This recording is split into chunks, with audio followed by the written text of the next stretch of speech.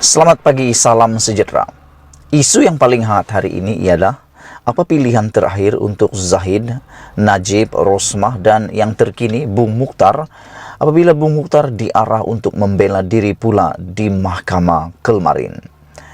Pilihan yang terakhir yang aku fikir untuk ketiga-tiga mereka ialah yang pertama sekali mereka perlu meletakkan jawatan. Terutama Zahid Hamidi dan juga Bung Mukhtar. Mereka perlu berehat terlebih dahulu sementara menunggu keputusan daripada mahkamah berkaitan dengan kes mereka ini. Kenapa aku katakan seperti itu? Kerana ini bagi membolehkan proses perundangan berjalan dengan lancar. Selain daripada itu, kesibukan mereka untuk turun naik mahkamah boleh mengganggu prestasi produktiviti mereka di dalam pekerjaan. Apalagi dalam mengurus parti yang begitu besar, terutamanya menjelang PRU 15 ini. Aku fikir yang perlu benar-benar perlu berehat sementara waktu ialah Zahid Hamidi.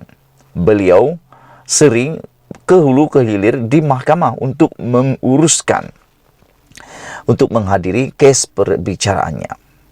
Tapi hari ini aku nak ulas tentang propaganda murahan yang sedang tersebar luas di dalam media sosial. Para blogger, penulis-penulis cyber, juga laskar cyber yang pro Najib dan pro Rosmah, juga pro Zahid, sedang melemparkan dan sedang menyebarkan propaganda yang murahan. Seperti yang dikatakan oleh Regi Jesse Ritaudin. Beliau mengatakan bahwa propaganda ini sebenarnya propaganda yang amat murah. Hanya dapat memperbodohkan orang-orang yang tak celik undang-undang, yang tak ambil fikir panjang, yang hanya dengar terus percaya. Propaganda yang sedang tersebar luas itu ialah kononnya draft penghakiman yang bocor melibatkan Najib dan Rosmah adalah satu perkara yang dikata konspirasi. Tapi sebenarnya bagi mereka yang berfikiran waras, berfikiran jelas, dan tidak dibodohkan dengan propaganda murahan ini, mereka akan fikir panjang. Sebenarnya draft itu bukan telah dinafikan oleh hakim.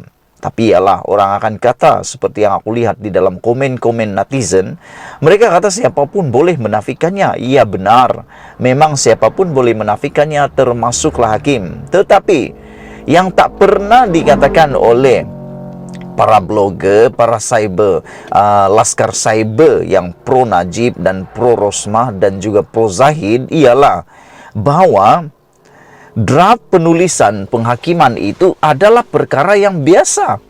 Tidak ada yang pelik di dalam perkara itu. Menurut Peguam Tersohor, aku kata ini bukan karena aku peguam, bukan. Tapi aku memetik kepada penjelasan yang amat jelas oleh Peguam Tersohor Malaysia, yaitu Hanif Katri Abdullah. Beliau kata, perkara menulis draft penghakiman itu bukan perkara pelik untuk seorang hakim.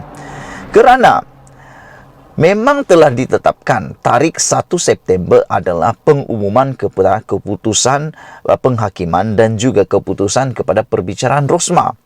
Coba fikirkan begini. Adakah tak pelik? Ataupun adakah boleh diterima akal? Logika hakim hanya menulis keputusan pada 1 September. Aku ulang sekali lagi. Ini maci-maci, paci-paci. Kena fikir betul-betul. Kena fahami betul-betul. Logika, kalau Anda fikir logik tentang penghakiman itu, sekarang ini aku pun nak bagi kamu pikir logik juga. Logika hakim menulis penghakiman hanya pada 1 hari bulan September. Dengan penghakiman yang telah ditulis dan telah didedahkan oleh hakim di mahkamah 117 muka surat. Aku dah tanya, sempatkah hakim menulis pada 1 September? Kalau benar perlu ditulis serta-merta pada 1 hari bulan itu. Aku fikir itu perkara yang tak logik. Itu sebabnya hakim ini menurut Hanif Katri Abdullah tak pelik hakim akan meminta bantuan para pegawainya dan kadang-kadang beliau juga perlu dalam kes-kes tertentu mungkin mungkin hakim akan meminta bantuan para pegawainya untuk menaip dan juga menulis penyelidikan. Tetapi hakim kata dia tulis sendiri untuk kes ini. Tidak pelik untuk mereka menyediakan draft, kerana menulis draft itu sahaja mengambil masa yang amat lama. Itu sebabnya keputusan hanya ditentukan 1 September walaupun penghujahan terakhir telah berlaku beberapa bulan yang lepas. Kerana ia mengambil masa yang panjang untuk menulis penghakiman itu. Dan harus diingat, maci-maci, paci-paci, penulisan penghakiman itu akan dibaca sekali lagi apabila si tertuduh ini, ambil kes contohnya Rosma. Kalau Rosma baru saja failkan rayuan kemarin, memfailkan rayuan untuk kesnya itu yang telah dihukum 10 tahun penjara dan RM 970 juta. Kemarin Rosma telah memfailkan rayuan. Rayuannya itu akan dibawa ke mahkamah rayuan. Dan mahkamah rayuan tiada lain, tiada bukan, dia akan merujuk selain daripada nota hujahan penghakiman dan juga nota penghujahan peguam, juga saksi-saksi. Hakim juga akan membaca tulisan penghakiman oleh hakim di Mahkamah Tinggi. Itu sebabnya tulisan penghakiman itu perlu secara detail dan yang paling penting ditulis dengan berhati-hati.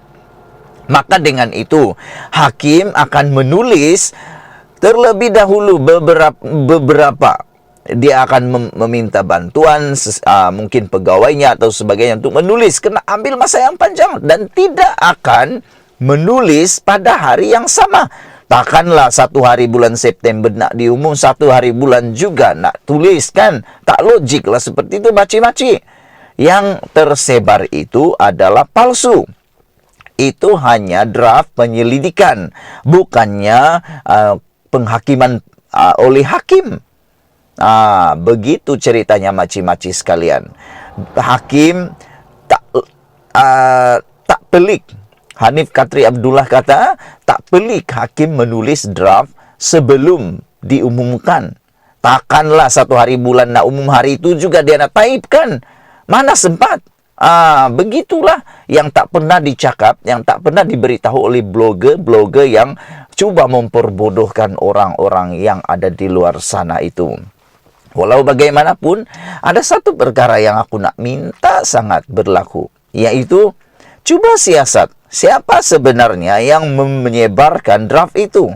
Hakim pasti tak sebarkan, yang sebarkan itu siapa, apa kepentingannya menyebarkan. Nah sekarang ni polis sedang menyiasat, telah mengambil keterangan, termasuk keterangan hakim. Kemarin aku baca laporannya, polis sudah mengambil keterangan hakim berkaitan dengan kebocoran draft tersebut. Yang aku nak sangat ialah panggil RPK, Raja Petra Kamarudin, yang telah menyebarkan draft itu melalui blognya, supaya kita ketahui dari mana RPK dapat itu. Karena yang paling senang tanya daripada sumber pertama, dari mana RPK dapat draft itu. Barulah kita tahu apa tujuan didedahkan draft bocor itu. Karena aku fikir hakim tak mungkin akan menyebarkannya. Hanya orang yang berkepentingan mau menggunakan itu sebagai propaganda yang akan menyebarkannya. Itulah dia propaganda murahan terkantoi yang akhirnya dibuktikan palsu, yang tidak berguna, hanya cuba untuk mengelirukan dan memperbodohkan orang yang tak celik ilmu undang-undang. Kita jumpa lagi. Kamu mau tahu penerangan yang lebih lagi, kamu boleh lihat di dalam laman ataupun dalam YouTube channel Regi Jesse Ritardin. Ada penerangan daripada Hanif Katri Abdullah berkaitan dengan perkara ini. Kita jumpa lagi. Bye-bye.